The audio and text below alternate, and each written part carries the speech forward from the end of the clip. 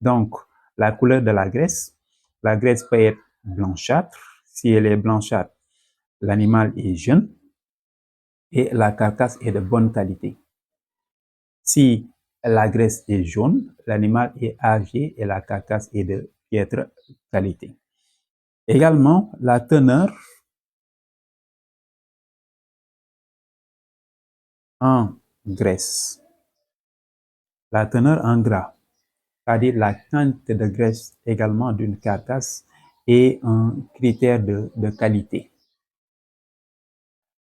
Comment se fait-il? Pour pouvoir juger ou apprécier la teneur en graisse d'une carcasse, il suffit simplement de regarder deux parties du corps de l'animal.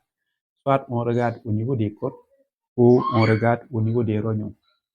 Si les côtes et les rognons sont couverts de graisse, alors la carcasse est de bonne qualité. Si les côtes et les rognons sont de piètre qualité, alors la carcasse est de mauvaise qualité. Donc, on va regarder les côtes et les rognons. Ce sont les côtes et les rognons qui vont nous permettre d'apprécier la teneur en graisse. Il y a la qualité organoleptique et la qualité organoleptique, c'est une appréciation qui se fait sous 4 axes. On regarde d'abord la couleur, mais cette fois-ci, c'est la couleur de la viande.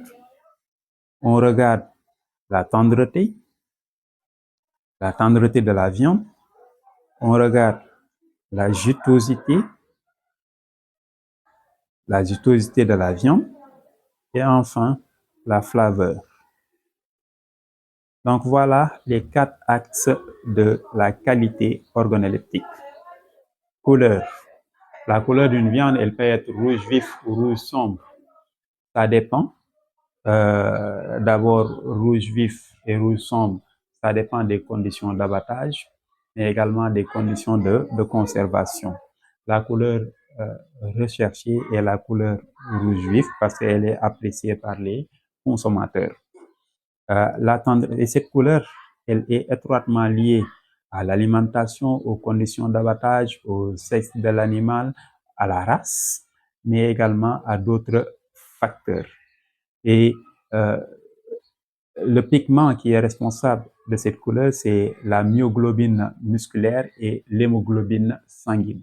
Cependant, l'hémoglobine sanguine intervient faiblement. Pour la tendreté, c'est la facilité avec laquelle une pièce de viande se laisse mastiquer. Donc, si une viande est dure, donc on va avoir du mal à la mastiquer. Si elle est tendre, donc facilement elle peut être mastiquée. Et cette tendreté dépend et est étroitement liée à la quantité de collagène. Quand je parle de collagène, c'est le tissu conjonctif. Et ce tissu conjonctif qui est constitué d'un ensemble de chaînes de protéines, donc dépend de l'activité physique du muscle en question, mais également dépend de l'âge de l'animal. Et il faudra préciser que c'est le muscle qui devient la viande. On parle de muscle quand l'animal est vivant, mais de viande une fois que l'animal est abattu. Et c'est par le biais de pas mal de processus que le muscle est transformé en viande. Dans la richesse en tissu conjonctif que l'on appelle collagène, c'est ce collagène qui est responsable de la dureté de la viande. Donc la tendreté est étroitement liée à la quantité de collagène. Plus il y a du collagène, plus la viande est dure. Moins il y a de collagène et plus la viande est tendre. Et cette collagène augmente avec l'activité physique, mais également augmente avec l'âge de l'animal. La jutosité, c'est l'impression d'humidité que l'on perçoit quand on consomme une pièce de viande. C'est le jus de la viande.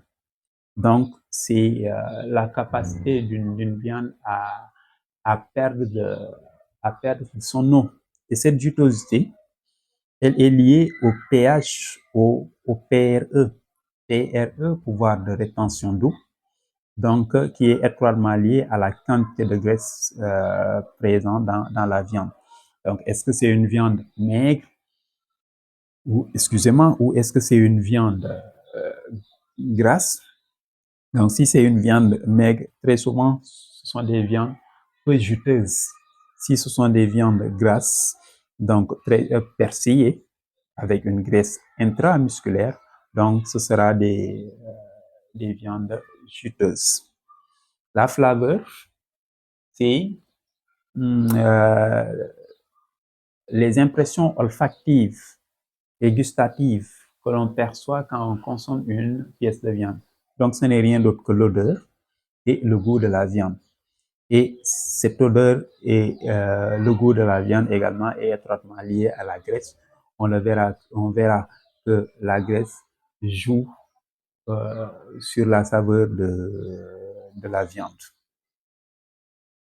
Donc voilà entre autres les différents critères de qualité. Il reste la qualité technologique, donc qualité technologique. Et cette qualité technologique est composée de deux axes. J'ai eu à les citer tout à l'heure. Il y a le PRE, le pouvoir de rétention d'eau, et également il y a le pH, le potentiel hydrogène, c'est-à-dire qui nous permet de savoir l'acidité, la basicité ou la neutralité d'une substance. Le PRE, le pouvoir de rétention d'eau, c'est-à-dire qui nous permet de savoir est-ce que le produit en question perd de l'eau, est-ce qu'il y a des fuites d'eau ou est-ce que c'est un bon produit qui retient l'eau. Donc, un bon PRE a des avantages et des inconvénients. Donc, si le PRE est élevé, donc l'avantage est que on va avoir un bon rendement, mais l'inconvénient, la durée de conservation du produit va laisser à désirer. Le pH également, un pH élevé et un pH faible ont des avantages et des inconvénients. Donc, voilà entre autres les critères de qualité. À côté, nous avons les critères de quantité et critères de quantité. Donc, nous avons le rendement. Et ce rendement, c'est-à-dire la quantité de viande produite. Et cette quantité de viande produite, pour la trouver, on va prendre le poids de la carcasse sur le poids vif de l'animal, le tout fois 100. Donc, rendement carcasse. Donc, on prend poids carcasse sur poids vif fois 100.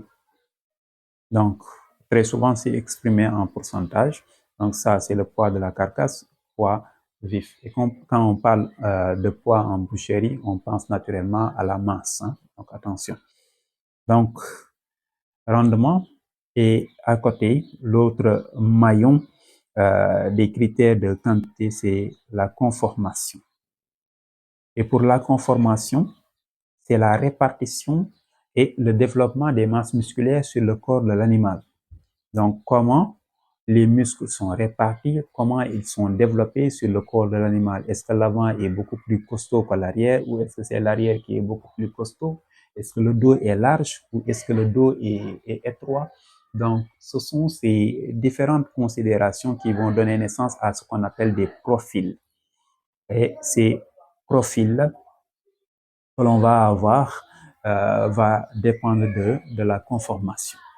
Donc, pour apprécier une carcasse, on peut apprécier une carcasse soit par les critères de qualité ou par les critères de quantité. Et critères de qualité, c'est la couleur de la graisse, la teneur de la graisse, la qualité, ou on peut dire les qualités organoleptiques qui correspondent à la couleur de la viande, la tendreté, la jutosité et la flaveur. Les qualités technologiques qui correspondent au PRE, pouvoir de rétention d'eau, et au pH, potentiel d'hydrogène. Pour les critères de quantité qui nous permettent d'apprécier une carcasse, il y a le rendement et la conformation. Le rendement, c'est la quantité de viande produite, donc poids carcasse sur poids vif de toute façon. Et la conformation, c'est la répartition des masses musculaires sur le corps de l'animal. Donc voilà, entre autres, une présentation de découpe des carcasses. Maintenant, ici, ajoute que pour faciliter l'appréciation d'une carcasse, on peut utiliser ce qu'on appelle la cotation au repas. Et pour la cotation au repas, on peut apprécier la carcasse sous deux angles. C'est-à-dire, soit on va l'apprécier par la conformation, ou soit on l'apprécie par l'état d'engraissement. Donc, pour la cotation au repas, on dira que c'est l'appréciation de la carcasse de par sa conformation et son état d'engraissement. Conformation, répartition des masses musculaires. Mais on va utiliser quoi? On va utiliser les lettres E, U, R, O, P, A, c'est-à-dire pour pouvoir apprécier la conformation. Si dans une carcasse, on estampille, c'est-à-dire on met le tampon E, cela veut dire que la conformation est excellente, c'est-à-dire le développement des muscles de l'animal est excellent. L'épaule est rebondie, le dos est large, et également au niveau de la cuisse, il y a une double musculature. La double musculature est clairement, apparaît nettement.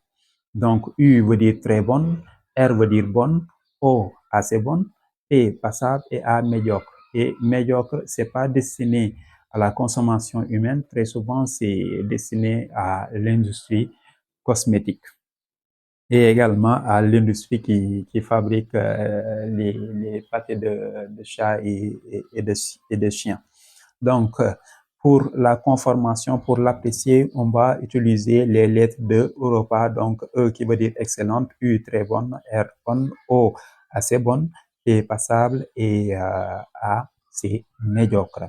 Pour l'état d'engraissement, nous allons utiliser des chiffres 1, 2, 3, 4 et 5. Donc, E qui va correspondre à maigre. Donc, si la quantité de graisse qui recouvre la carcasse est extrêmement faible, s'il n'y a que des traces, on va dire maigre. Si nous avons une couche qui entoure entièrement la carcasse, mais une couche extrêmement fine, donc on va dire ciré. Donc là, maigre, ciré ou à fleur. Et là, on va avoir couvert. On va avoir couvert. Et là, on va avoir gras et très gras. Donc, je reprends. Donc, nous avons 1, c'est correspond à maigre. 2, ciré ou à fleur. 3, couvert. 4, gras. 5, très gras. À la place de maigre, on pouvait utiliser très faible. Hein? Donc là, on pouvait mettre très faible, faible, moins, donc fort, très fort. Je reprends, très faible, faible, moins, fort et très fort. Et on parle de l'état d'engraissement et on regarde simplement la graisse de couverture. Donc voilà, entre autres, une présentation de la découpe des carcasses.